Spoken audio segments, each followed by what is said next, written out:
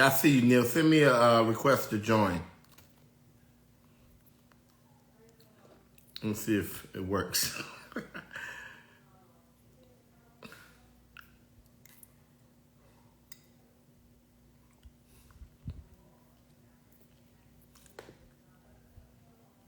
you looking for more in this world? Then we are looking for...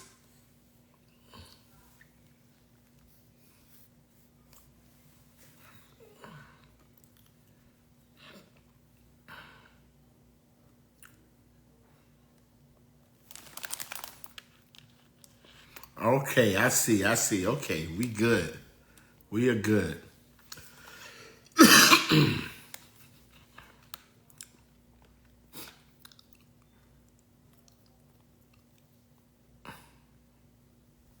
What's up, Dirt Master? I see you.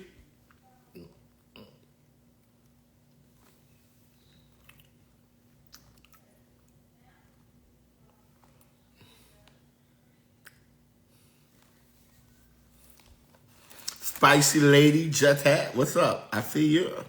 Eli. Oh, Eli Garcia, all right. Sheen, I see you came back. Did you bring some of your friends with you?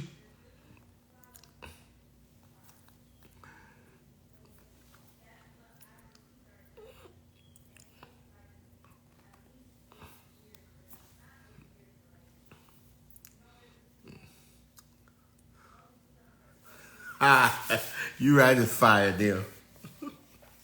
It is fire.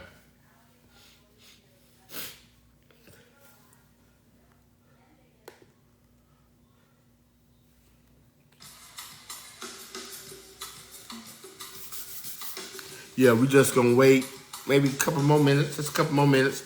I was trying to put a little Sade on. I don't know if y'all can hear that. I'm not that skilled to put it on the Instagram. Nice little music. I don't know how to do that yet, so y'all just gotta bear with me.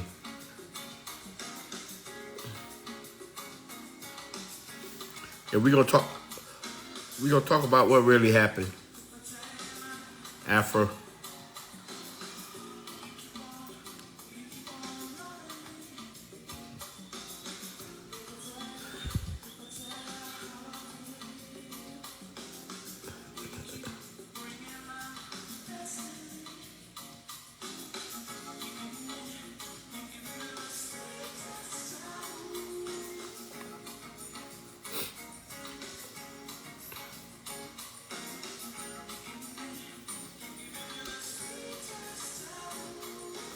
Big Russ, I see you. And some of y'all, listen, some of y'all with all these Instagram names, you know, I got to decipher that, right? And I can't, like, y'all be having some different, what they call it, profile memes or pictures or whatever. And so I may not necessarily recognize you because you got these, like, Dirt Master CEO. Like, who is Dirt Master CEO, right? You know, I know real names, so y'all got to bear with me for not keeping up with all y'all monikers or whatever. But we are getting ready to start in 1 minute.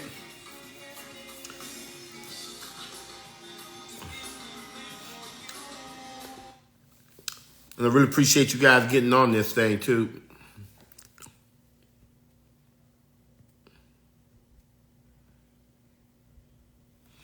Uh-oh, the pressure is on. I see Sheena Meade has joined, right?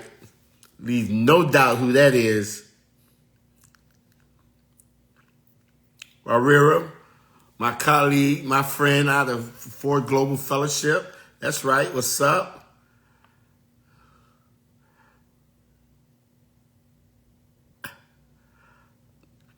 All right, I see you, Afra. Much love. So, yeah, it's 6:05. Y'all listen, check this out. Let's talk, right? When maybe a day or two after former President Donald Trump was convicted in the New York courtroom of however many counts, and at least some of those counts, if not all of them, were felony offenses. Man, that set off a firestorm of folks talking about the conviction, talking about whether or not, he should be president, whether or not he could even vote, right? And there were all kinds of folks that were just weighing in on this. And, and when I say we, I'm talking about myself, Florida Rights Restoration Coalition. We didn't just immediately just jump into the fray just to be jumping into it or just to be saying something or getting with the cycle, get with the news cycle, whatever. Especially as the executive director, I felt that it was necessary for me to be very thoughtful in the reaction and not just react, right, emotionally or whatever. And I did end up releasing a statement about former President Trump's conviction and how, one of the ways, especially a positive way that we can all look at this is that now that we have somebody who's running for president of the United States, it could quite possibly end up becoming the president in November, has a felony conviction. And that has now put the issue around criminal justice, issue around felon disenfranchisement, man, in the spotlight. Like these are issues that we've been talking about forever and a day, and especially around felon disenfranchisement. It has not always been in the spotlight. Every now and then a little bit, but never at this level, because this is historic. This is the first time ever in the history of this country that you have a person that's running for president of the United States that now has been convicted of a felony offense and could quite possibly get convicted of some more offenses, right? And so, my first reaction was that this was an opportunity now to have some real conversations around these issues. And because it happened to former President Trump, that it now allows both sides of the aisle to step back for a second and see how we can engage, both sides can engage in some meaningful conversation. And so when I made that post, there was a lot of people, a lot of you all was commenting on the post, and you were saying, yeah, I want to talk about it. I want to talk about it. Let's start having that meaningful conversation, right? And then right after that, you've seen a lot of folks was either calling or DMing me. Matter of fact, as early this morning, I'm still laying in bed, and I'll be darn gone if somebody didn't call me saying, Desmond, I'm confused.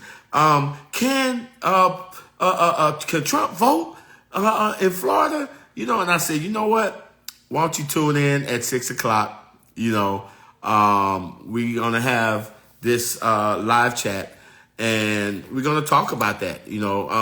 And so the primary purpose and the main thing that I wanted to do was just to give people clarity, because let me tell you, matter of fact, where my partner in crime, and I'm saying that tongue in cheek, Neil is. Let me see if I got him up here. Neil, yeah, let me invite Neil to come on for a second. Hold on. Let me do this. Neil, I gotta redo this. Y'all give me a second. I'm not used to all this now, so y'all just give me a break for a second. Bam. All right, now I can do them. Have Neil come on with us. So yeah, we want to, there's a lot of folks that, immediately after former President Donald Trump, after he got convicted, there was so many people that was coming, weighing in about whether or not he could vote and all of that. And I'm not disparaging anyone, right? But what I did realize, after several days of just looking at all of the people that were commenting, and, from the governor on down, right, to the janitor at Walmart, everybody had a opinion as to whether or not Donald Trump could vote. And out of all those people, many of them are attorneys and everything. There's one thing they didn't have, right? And they were not what we call in the field subject matter experts, right? And what I mean by that is that I promise you, none of those individuals spend every single day of their lives, right, thinking about this very same issue around rights restoration. None of them have, right? And almost every last one of them, especially the people that you've seen on the news channel, whatever, they were all regular folks. I don't think any of them were actual returning citizens, the people who actually had real life experience of losing the right to vote and fighting to get it back. Well, we did, right? Me, Neil, so many people from FRC, and then even our allies that work with us, we had at least some experience in fighting to get our rights restored. And as FRC is an organization that is led by directly impacted people, not only did we have real life experience, but because that's what our day-to-day job is. That's what for some of us, that's what our life work has been. And so we have been engaged in this in a very, very meaningful and thoughtful way. And I can tell you all, sit around, if you all read my book, and if you haven't read my book yet, you need to get my book, Let My People Vote. It's on Amazon. Please get my book, or you can check it out in our Audible section as well. But I wrote about it in my book about how since around 2008, I have been like studying and I have been researching, and engaged in work around Florida's clemency policies, period, right? And I'm willing to go out there on a limb and say I don't know anyone else in this entire world that has spent as much time as me engaged in dealing with Florida clemency policies, right? And I know at FRC, that's how we do this day in and day out. And so, you know what? My partner Neil said, "Hey, Des, we should go ahead and do this."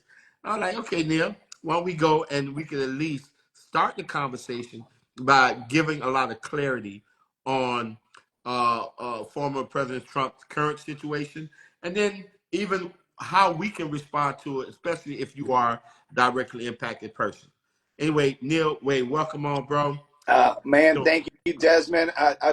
All of a sudden, my mind is running through just the last week, too, having some conversations with you. Let me back that up. And you've been doing this for a long time. There's nobody who knows the ins and outs of these policies and how this process actually works like you do. I run every day to try and keep up, but that's impossible. I know I've been at every clemency hearing that they've had, definitely since I got my rights restored. So like you said, man, you walk through some of these things and it becomes more human. And I think that's what I remember when I think about that first day or two with some of our conversations, talking to friends and like we've been through some stuff, man. We know what it's like to have loved ones going through the criminal justice system. And while it seemed like a political science exercise for some other folks, not disparaging anyone, like you said, it just there was a bigger touch of humanity, I think, in the halls of FRC as we were kind of walking this out, knowing that, you know what, whatever you think of individuals, whatever you think of what folks have done, we got loved ones, man. We got people who do life with us, and you scale it all away. There's human beings at the core of this, man. So I'm grateful that you wanted to get into this a little bit more.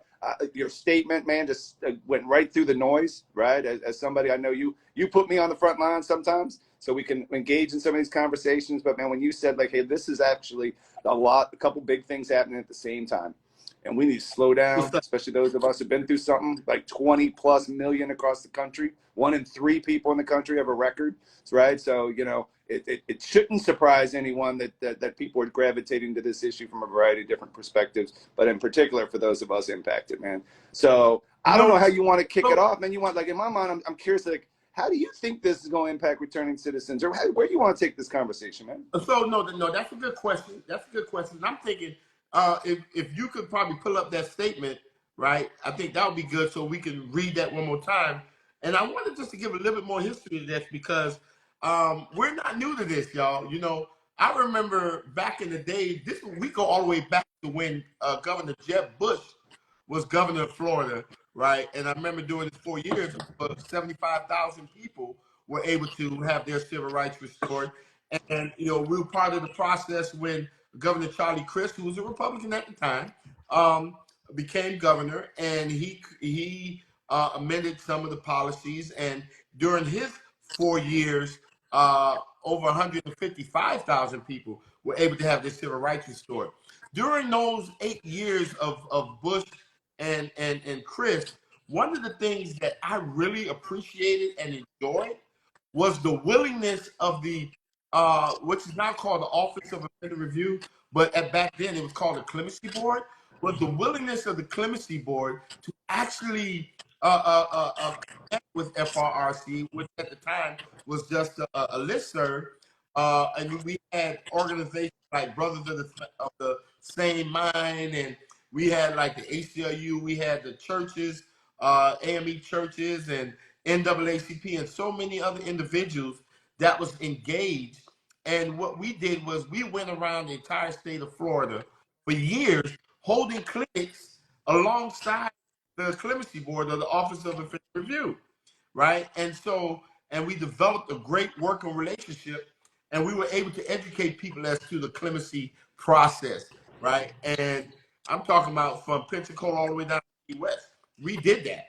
And so you're looking at many, many years of working side by side with the Office of Offender Review, which back then was called the Clemency Board, since the years of Jeb Bush. So that is some time ago.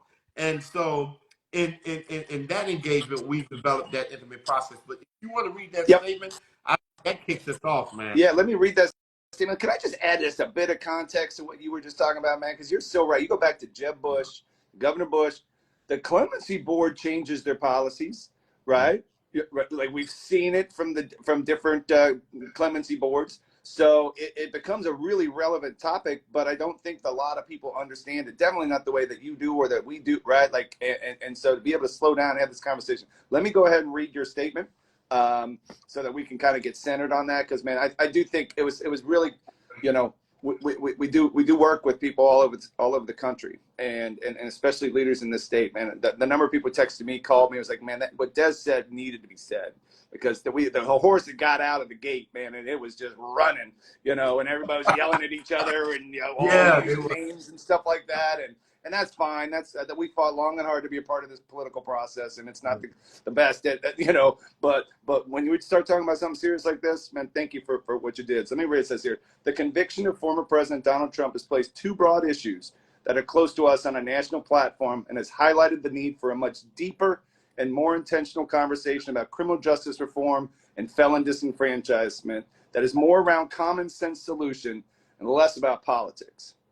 While the conviction will now create a deluge of political fodder, we should be soberly reminded that he now joins the ranks of millions upon millions of American citizens who have been experiencing life with a felony conviction. The country has been struggling with the question of whether or not a person convicted of a felony should have the right to vote or run for office. For decades, Americans with a felony conviction have in many ways been forced to face tens of thousands of collateral consequences and have been relegated to second-class citizenship status. To now have a presidential candidate join the ranks of this growing community, to now have a person who once held the highest office in this country now be referred to as a, quote, felon, forces a more sincere approach to addressing these issues. We look forward to a serious discussion about these issues in upcoming days and months. Anything less than that would be pure political theater, divisive, and in total disregard to the millions of everyday citizens impacted by the criminal justice system. Bam. And that's what I needed to hear right there at the end, right? That what we're doing on this live right now, this Instagram live, is not to engage in this political piece and, you know, and trying to distract folks. Because when we engage in other stuff, we lose sight of the real everyday people, man, that are impacted by this very same issue, right? No matter what the issues that are raised up, and you know, at the end of the day, it all leads back to the people, and I think that I'm glad to hear that. I'm glad to be reminded of that, that we can remain centered on this, even though the big headline is Trump, Trump, Trump, and he is running for the president of the United States again. At its core, you know what I'm saying, is real people. You know what that reminded me of, Neil? That you remember on election night when we were when Amendment 4 was on the ballot, and folks were having all these voting rallies, and remember when we said, you know what, the most important person on the ballot is not named Ron or Andrew, but the most important person was Pookie and Neil and Desmond and all these returning citizens, man, that was hoping to get access to Well, democracy, right? And so, Desmond, I'm tracking with you, man. It's good because that's exactly right, and that's, I think, how there's so many folks, especially here in Florida, and people, I just see the names coming up, man. What's up, y'all? It is really cool to have this conversation.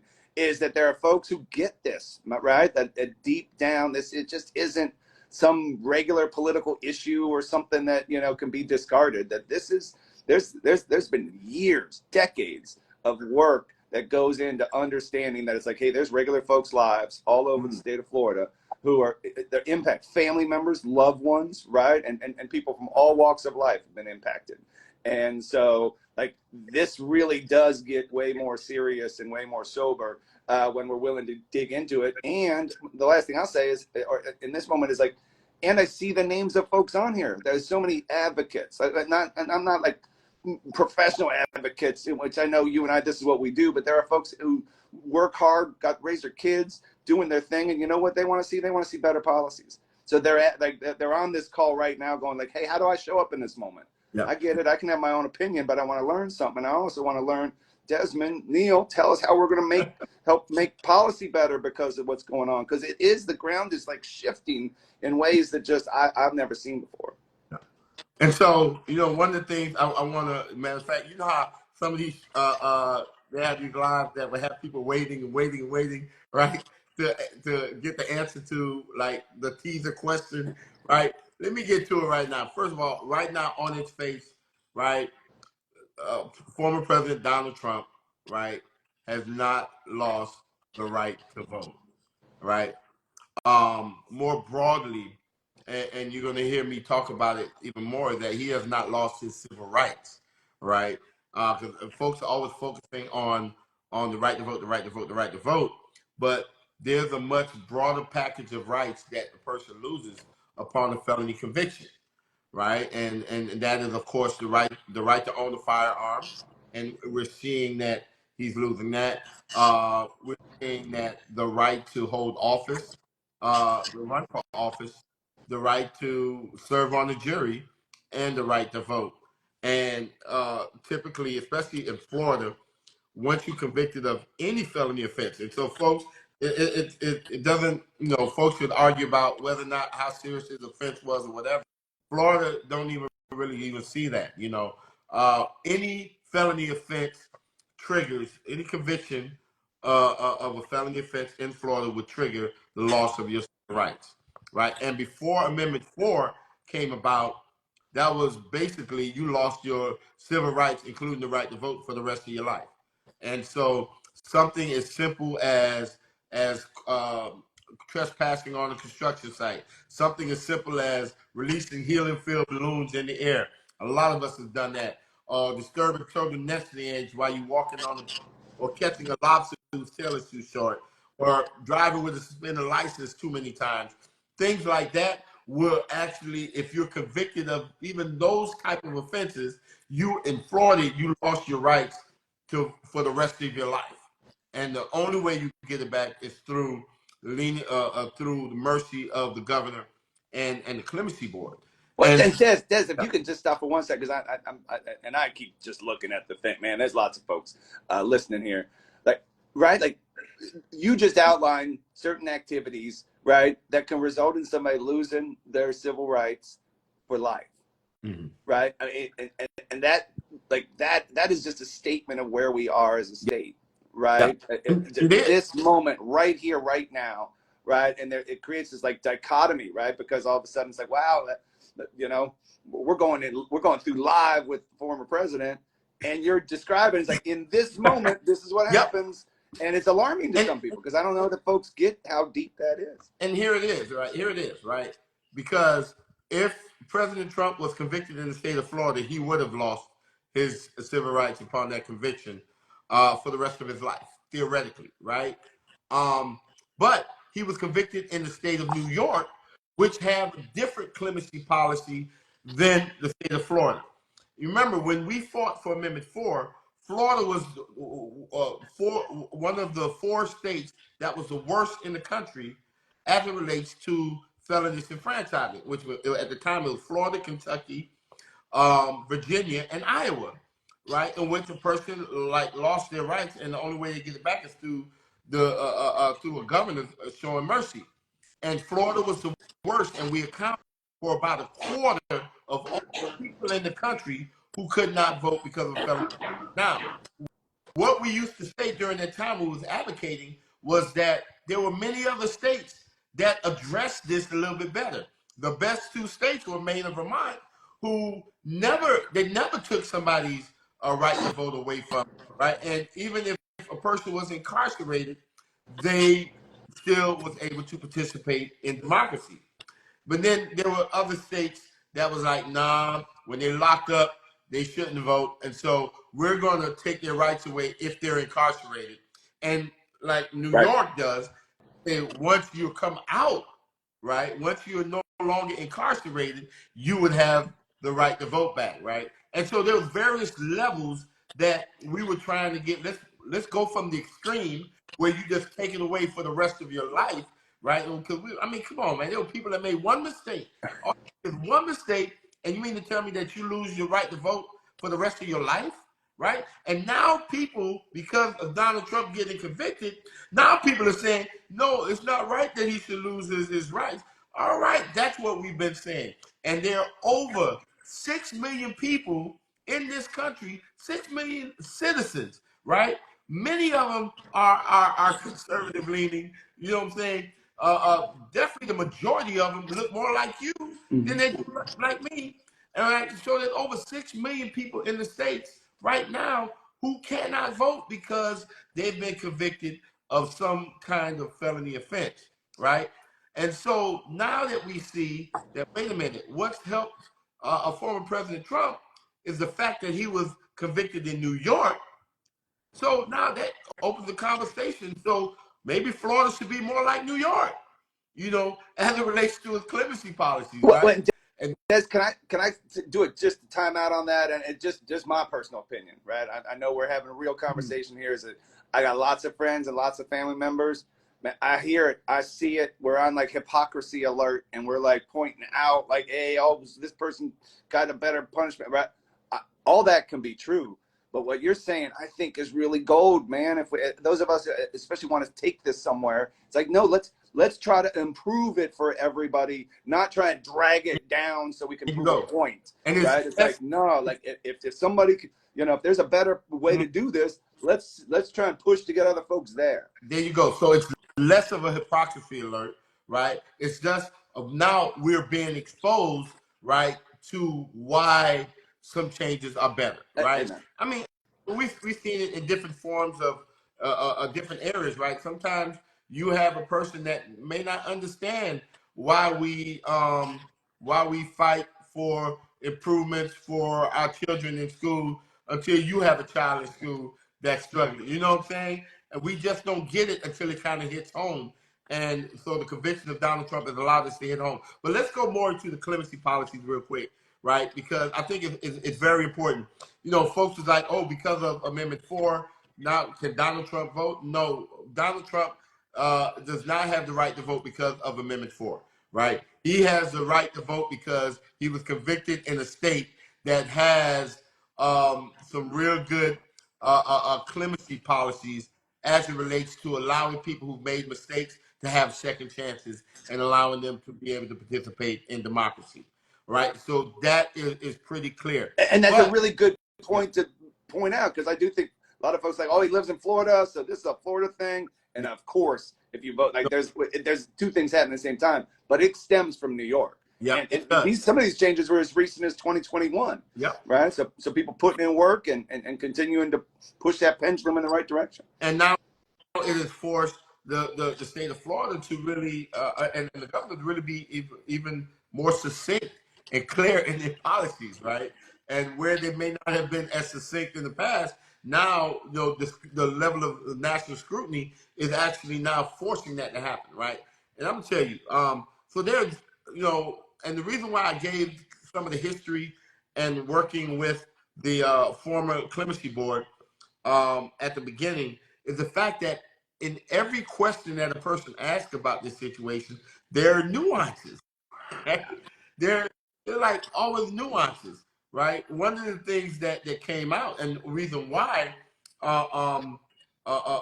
former President Donald Trump is able to vote now in Florida is because New York have this policy, and on top of that, there's a legal practice or legal principle that's called like full faith and credit, which basically says that if a state is treating someone who they convicted a certain way, then Florida will honor that, will extend full faith and credit, right, and afford that person the same type of treatment that was afforded to that person in the other state.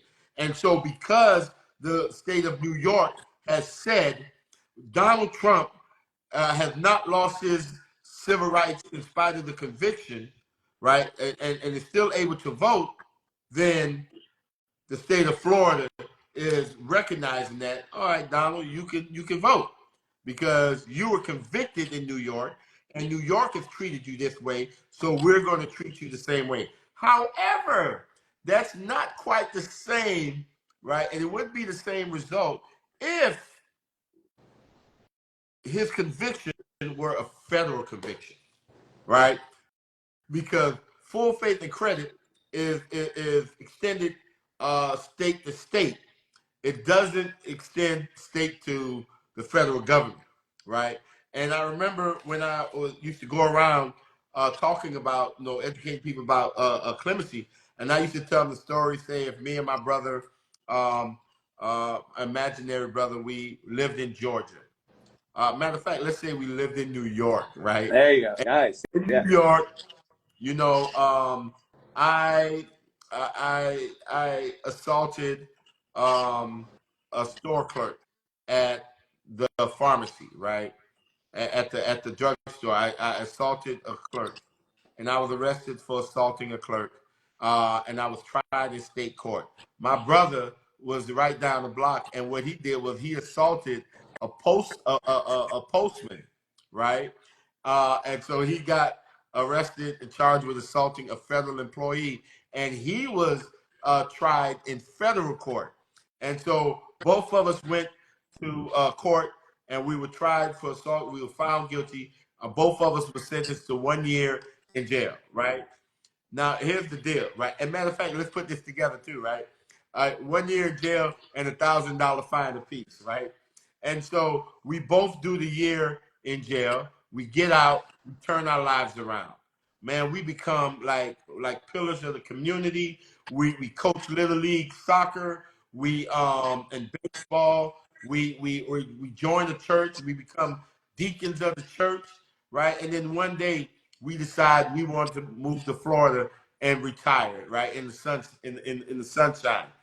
The minute we cross state lines into Florida, one of us would lose our civil rights all over again, Right. right? And it would be the one who was actually tried and convicted in federal court, right? And the only reason is that that's the case is because the state of Florida don't recognize federal convictions as it pertains to full faith and credit, right? So, which means that even though New York restored my right to vote, right? The minute I move to Florida, if I have a federal conviction, I have to do this thing all over again, right? But because my brother have a state conviction, then the state of Florida honors that. And so what benefited former President Trump was the fact that he was convicted in state court. And so there was nothing that Florida had to do. There was nothing that the governor had to do. There was nothing that Amendment 4 did. Just by pure policies, right, and legal principles, the man could. Right. The basics of federalism, right? Like how we do life together as Yeah. states, right? And that one gives full faith and credit to the other.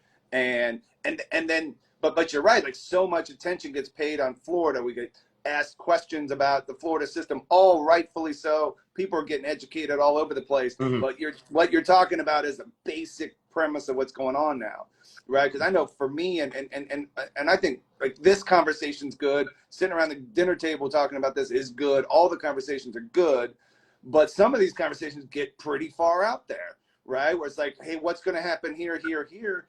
And we actually have to wait for New York to continue to make some decisions. Yep. And that's where we'll find out these nuances, you know? And so Listen, come here, y'all. If you want to Yep. hear what's going on, come But no, have my RC. better than that, Neil. Don't just come here, man. See, that's the same thing we tell y'all about voting, right? Come on now. I know where you're going. Go and vote, right? Because listen, I'm gonna tell you, if Beyonce was having a concert here, right, somewhere in Florida, ain't none of y'all going by yourselves, right? None of y'all, right? Right? If Kendrick Lamar was doing something in Orlando or in Miami, ain't none of us going by ourselves. We're gonna take our homegirls or our homeboys, and we're gonna bring the crew. And so, if you're thinking that this right now, this conversation is informative or educational, don't just keep it all to yourself, right? Man, you get on your device and you invite someone, tag someone in this conversation, and be like, yo, y'all need to listen to this so you won't go around here misinformed, getting mad at the world, thinking that there's some double standards going on when it ain't double standards going on. It's just how the law is and how policies are. Now, and so make sure, man, y'all just click somebody, and then we keep going, man. What you got for me, Neil? You got any questions for me?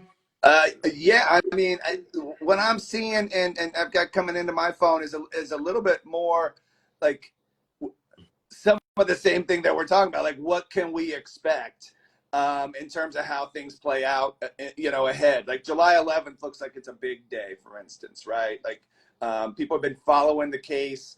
And some folks know a lot about it and some don't. If, So I'm curious if you could kind of walk us through what we could see without trying to get into the whole game. yeah, and we're not giving any kind of legal advice either, Heck right? yeah.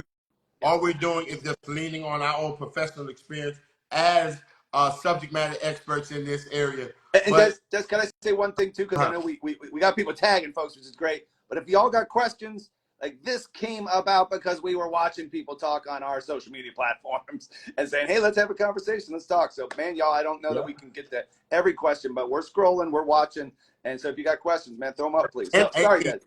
Yeah. And I see a couple of high class lawyers on the call too. Great, but no, the 11th is the day of sentencing, Yep. if I'm not mistaken, Yep. right?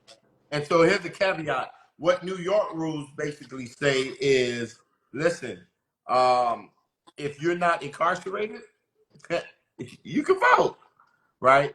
So now a lot of this is just speculation up to the 11th, because unless somebody knows something we don't know, that judge could actually sentence him to terms of incarceration, right?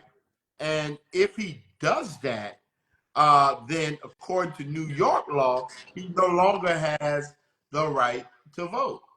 And that's point blank. Now, I know that there's some talk about, well, I think the governor came out and made a statement that, well, we're going to do everything we can to make sure that he votes. And I guess he can do that if Trump is not incarcerated. But if Donald Trump is incarcerated, I mean, it speaks to a much broader legal principle, right? And that is that, could you imagine if a governor of any state could reach into another state and just like pardon people of Nullify crime? their laws, Yeah, right? Yeah. just think about it. That I'm a governor of Alabama, and I can say, you know what? I like my cousin in Georgia that just got convicted.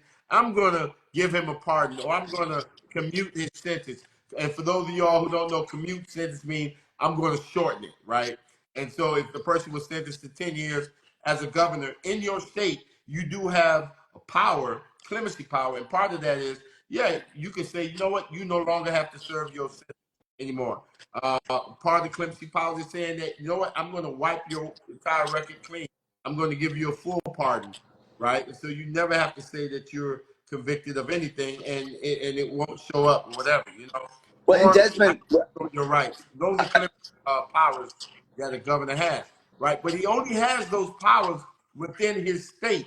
He only has those powers as it relates to state convictions, right? He cannot commute the sentence of a person that's in federal prison. He can commute a sentence of a person that's in state prison, right? That was convicted in state court. And so, like, for instance, in this court, it's a state court in New York, and therefore any state have to respect what another state is doing. with their folks Well, in their state. well, and Period. it's like I think we hear a lot about it from the other perspective, right? Mm. Where sometimes it's like, oh, the president could pardon somebody for some things, but not state, Yeah. decisions. It also works the other way, where it's like the state has the ability to make Yeah. decisions, but only within a certain context. Yeah. And so, but I think that for me, my thing is that, man, at the end of the day, we always used to say people over politics, and so, man, listen, there's over I would say about 1.6 million folks or more in Florida that would love that same type of energy, That's right? That would right. love the same type of fight, Yep. Many of whom have family members who even voted for the governor and stuff like that. And so I think the good part about it is knowing that, wait a minute, if we're willing, because that's one of the things I said. I was doing an interview today, and I was talking about how during the Republican presidential primaries, how they asked all the people that were trying to become the Republican nominee that would they support someone running for president who has a felony conviction. And man, I seen so many hands go up, I got excited, right? Because I know that I was like, whoa, if they're saying that they would support someone who has a felony conviction and running for president, then man, that eliminates a whole bunch of excuses or reasons why they would prevent regular people like us from being able to at least vote Just for voting. somebody, Yeah. right? So if shoot, Hey, we I got could, a good question, Des. If you yeah. So with now that, we have an opportunity, I think, for folks, and I think it's a beautiful time now that folks on both sides of the aisle can really have these really serious that's right. conversations. Like, man, Maine and Vermont, they never take people's rights away. They haven't gone to hell. The state hasn't gone to hell. I mean, and so and now you have a candidate of your choice that is benefiting from more relaxed, more sensible policies around rights restoration. Well, man, wait a minute. There's 1.6 million people here in Florida, right, throughout the entire state, people from all walks of life who could also benefit from that same energy, and they should be allowed opportunity to be able to participate in elections. Man, listen, all we want to do is participate. Allow us to vote. We have to even talk about we want to run for office. Yeah. But here's the other thing too, that knowing that we do not, like I wore this shirt earlier today, my purple shirt, the clean Yeah. slate shirt. Yeah. My wife, the organization my wife runs. And the thing about it is that about how they say that we're not defined by our worst mistake and about these second chances. Here's the thing, is that just the fact that we have someone that is a legitimate candidate for president of the United States, right, and could quite possibly win, who has a felony conviction, tells every one of us that have felony convictions, don't put limitations on what we can do because we have a felony conviction. Right? Desmond, this is a For real. moment for us to lift up our dreams and our hopes and push to get a higher standard. For real. Right? Hey, whatever standard there is that can help this, everyone should be shooting for that. Yeah. Dude, Yeah. I got a good question. Okay, go ahead. I love the breadth of where it's coming from. So this question comes from students at Everglades Correctional Institute. Bam! Right? All right, So let's do it. there's a debate going on at ECI right now about whether someone who's on active probation in New York, but living in Florida and voting in Florida, whether they would be eligible to vote. Bam! The answer, right, to the best of my knowledge, is yes, because New York does not require a person to not be on probation. And let me tell you, right, and I believe like another state like that is like California, right? If you're not on probation, you can vote. Now, I think Wisconsin is a state that requires you to be off of probation, right? And so if he was if he was convicted in Wisconsin, and then we would send us to probation, no, he would not. And here's the whole thing, and this goes back again to the governor's power, right? Because even if he goes to say if New York did say you could not be on probation, right? If New York had a policy that said if you're on probation, you cannot vote, right? And so Trump is sentenced. They sentence him to a year probation. He comes back to Florida. Guess what? The governor cannot even touch it, right? And why can't the governor touch it? Because the conviction and the sentence was imposed by the state of New York. And he doesn't have the authority to touch that. As much as he may want to, he don't have the authority to touch that because he's actively serving a sentence, which now creates another discussion that's never been had, right? And because discussion, I think the question that was asked when former President Trump was first charged was, well, can he even run for president of the United States if he's convicted? And the immediate answer was, oh, yeah, he can, because there's no, the Constitution does not create a restriction for running for president as it pertains to a felony conviction, right? So that was the answer that was answered correctly, but it wasn't as simple as that, especially now in Florida. Why is it not as simple as that in Florida? And we've had that experience already, right? The reason why it's not that simple because everybody looks at the right to vote, the right to vote, the right to vote, and we always overlook the fact that you lose your civil rights too in Florida, right? So that means that once again, not only can you not vote, and not only can you not own a firearm or possess a firearm, but you can't serve on a jury, and the restriction in Florida is you can't run for public office, right? And folks, but the federal Constitution or the U.S. Constitution says it is not a barrier, and maybe it isn't a barrier. But now that calls into question whether or not if a person is convicted of a felony offense, can they even be placed on the ballot in the state of Florida, right? Which, and I'm not saying that it can be, but those are areas that have not been addressed. Those are areas that have not been litigated until recently, and I think there's still litigation going on with that because we had one of our own members who was, matter of fact, he was a registered Republican that wanted to run for federal office, and he was told he couldn't do it because while Amendment 4 restored his right to vote, he did not get his civil rights restored. You remember that deal? Oh yeah, and these are some intriguing conversations going on, and then folks are texting me too. I know we're really focused on talking about voting. Yeah. But a part of the civil rights restoration process, and I don't want to overblow this, is that it can impact a person's ability to find employment. It can impact an individual's ability to find housing. And so it's like there's these collateral consequences. Somebody was saying, hey, are we going to get rid of the ban on people getting job licenses for things like working at a bank or going to be a boat captain? All right, all right, so let's talk about me, right? Remember, I graduated FIU, College of Law, 2014, right?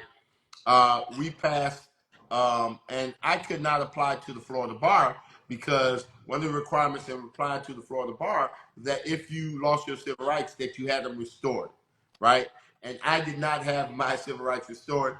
That process is a long and arduous process.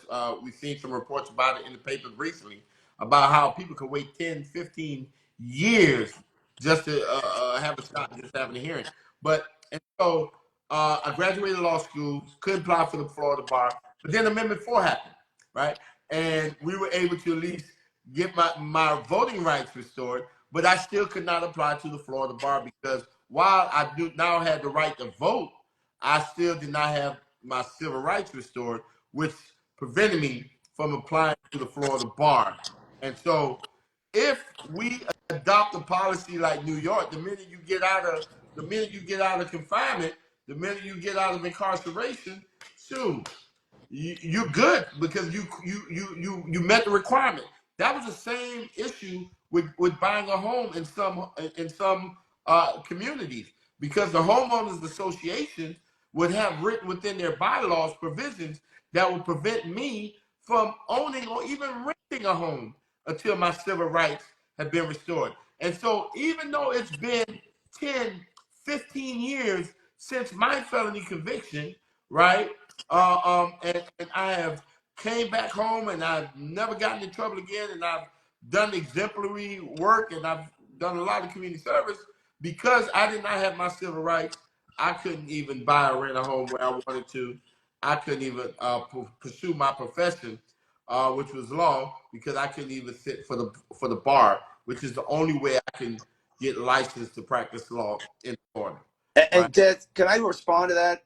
And then I have a reminder for you as well, because you know, me, so many of us, like I said earlier, I go to every clemency hearing, right? I'm really connect to the people who are walking through this process, right? And there's so many folks who are waiting in line, right? And I know we change policies, and there's a more complicated conversation. But the idea of even changing policy and still waiting years and years and years, knowing that the homeowners association policy that you happen to be hoping to live in is telling you that until you get that rights restoration, right? Until you get that piece of paper, man, you can't live here. Yeah. Right? It's one of the few areas where it's like Angel Sanchez says it right. Like, we're allowed to hate our neighbors and put it in law and be like, I hate you so much you can't live in this neighborhood. And in this case, it means you're going to wait in line and then wonder why people get, right? Like, real anxiety, man. It's our lives. And like, kind of like, hey, why is it taking 10 years for me to talk to somebody about this? You know, like, I get the other side. We hear about it a lot, about policies and things like that, and things don't change very quickly, right? And then it puts us in a spot where, like, hey, we want things to change quickly because there's a human being on the other side of that policy. And one of the things you asked me before we started this conversation, I'm shifting a little bit, was like, remind me to talk about the concept of taking sides, right? Isn't that what it was? Like, taking sides? Right? Choosing sides. Yeah, choosing sides, yeah. No, I remember as I was just thinking through this and just talking to some of my folks, you know, and we talked about, man, how do we engage in this conversation, right? You know, we talk about how former President Trump's conviction now creates an opportunity for us to have meaningful conversation. And the trick, especially in this very hyper-partisan world, hyper-divisive climate, how do we thread the needle and make sure that we can have a conversation in such a way that no one is not trying to say, oh, we choosing sides, right? And so I think someone made a comment, so we've got to appear like we're not choosing sides. And I was like, so this is where I come. I'm like, nah, the hell with that. I am choosing sides, right? I am getting on this this live, and I will choose sides. You heard me right, Zay. I'm choosing sides. Let me tell you, it came to me because I was doing an interview with one of the news stations, and I think they made a comment about what do I think about people saying that now that former President Trump has a conviction, right, that more African Americans are going to now be more inclined to lean towards Donald Trump or lean towards the Republican Party. And my response was that I don't know if that's the right way to look at it. I think the right way to look at it is now that Donald Trump has a conviction, now both Democrats and Republican Party now have an opportunity to come together to have some meaningful conversations about how these issues impact everyday American citizens. And so I realized when I was saying that yes, I am picking a side. I ain't picking Trump. I ain't picking Biden. I'm picking people with felony convictions. That's whose side I'm on. And all of my conversations and all of our, as it relates to my organization, FRC, is geared towards picking the side of people who've been impacted by criminal convictions. Point blank, right? And we've said it before. We don't lean left. We don't lean right.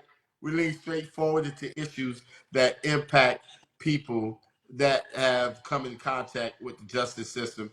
And we want to make sure that we can remove barriers so people can have economic mobility, so they can participate in democracy, and so that they can walk around with some dignity in spite of the mistake that they made, right? Just imagine, how in the hell should anyone be forced to call themselves the F word when the mistake they made was 10, 20, 30 years ago? Or even something as simple as, because I had a bar fight when I was in college, or because I caught a lobster whose tail is too short, or because I got caught smoking weed, which is now legal in so many other states, that now for the rest of my life I got to tell everybody I'm an F word. No one else has to do say I'm going, hey, I'm a liar, I'm an ex-cheater, right? I'm formerly selfish. Yeah, right. Yeah. Yeah, no one has to say that, you know, and so I think that, you know, even with the discussion with former President Trump, just to think about it, that you have somebody who was once the president of the most powerful country in the world, right? Once considered one of the most powerful men, is still considered one of the most powerful men in the world that have a felony conviction, and now all of his accomplishments, right? And it is an accomplishment, whether you agree with him or not. It's an accomplishment to be elected president of the United States. You can't argue that. Nobody can argue that. And in spite of his accomplishments, now people are referring to him as a felon, right? And, you know, I think that, you know, what does that say for everybody else? What does it say for the millions, over like 19 million people across this country, right? And more, you know, millions and millions of people who made a mistake in their life. Should they have to be mothers and fathers, people who became deacons, people who became lawyers? There are people who became elected officials, right, that have a previous felony conviction. Now they say that they still should have to wear the scarlet letter of shame, and we're saying hell no. What we're saying is that now let's have that conversation. I Let's have love it, Des. Like, and if I can't encourage everybody watching, I'm letting you know too, Des, is also like we're about 5 minutes out in terms of when we said we're going to end, but I know, but folks, man, please, what Des is talking about is like, see people first, right? Like, it's not a bumper sticker, right? Like, this is the moment, right? I watched, and again, I like to joke just like anybody else too. And I have all the conversations as well, right? I'm watching two people go back and forth that they are self-described Democrat and Republican. One saying, hey, don't use the F word. And in this case, it's the Republican. And then the Democrat is saying, well, you used to say it before, right? I'm kind of like, well, this is the moment in time where you actually get an opportunity to, somebody is looking at this differently. Just see him as a person. Like, just see him as a person. If you are a part of this move to help improve lives, you know. As a matter of fact, to be honest with you, he's a former president, right, that has a felony conviction. You know, I'm a person. Like, we're people first. We say we're mothers, we're fathers, we're sisters, we're brothers, we're homemakers, we're business owners. You know, that's how we should refer to folks, right? And if we're saying that that's how we want people to refer to us, right, then we have to extend that same courtesy. And if we're not willing to extend that same courtesy, then who we are to demand how people like treat us, right? That's right. And so, I mean, that's just keeping it 100, right? What's good for the goose is good for the gander, right? And so, listen, I want to just thank everybody. I want to thank you, Neil, for helping me out with this, because you always keep me in line. But no, this is nothing but the first of probably other conversations that we're going to have. You know, I think that this is a moment that we do not rush through. We don't have to worry about sound bites and rushing to get hashtags and all this and rushing to either lift up or disparage folks.